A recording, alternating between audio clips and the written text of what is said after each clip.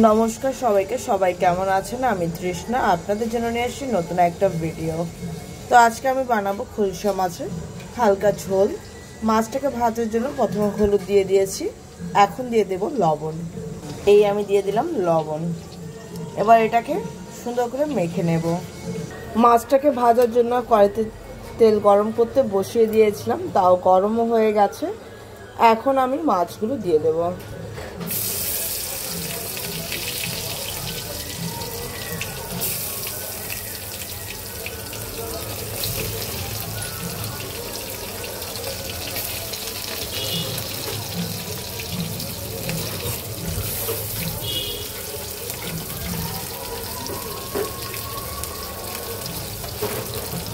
মাছগুলি খুব সুন্দর করে ভেজে নেব।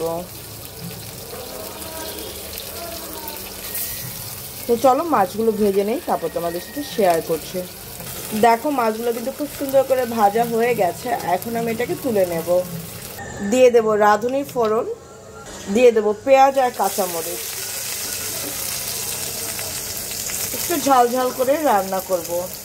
আর ছোট মাছে একটু তোমার পেঁয়াজটা বেশি না হলে ভালো লাগে না।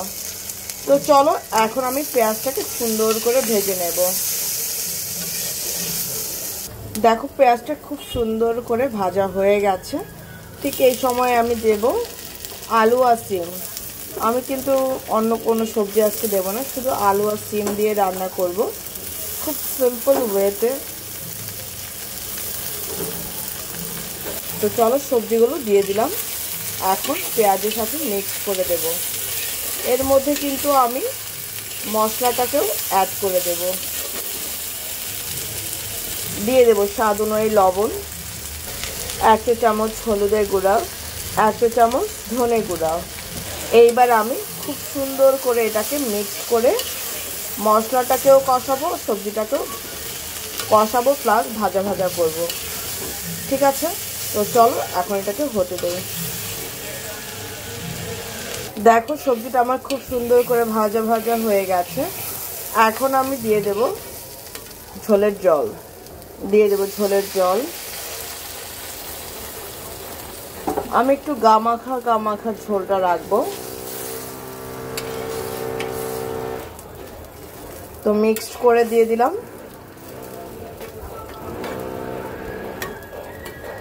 এর মধ্যে দিয়ে দেব হচ্ছে কেটে রাখা পাকা টমেটো।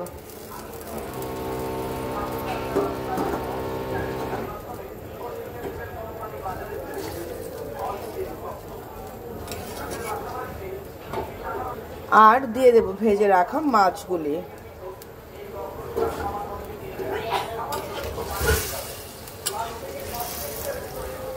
তো খুব সুন্দর করে দেখো মিক্সড করে দিলাম।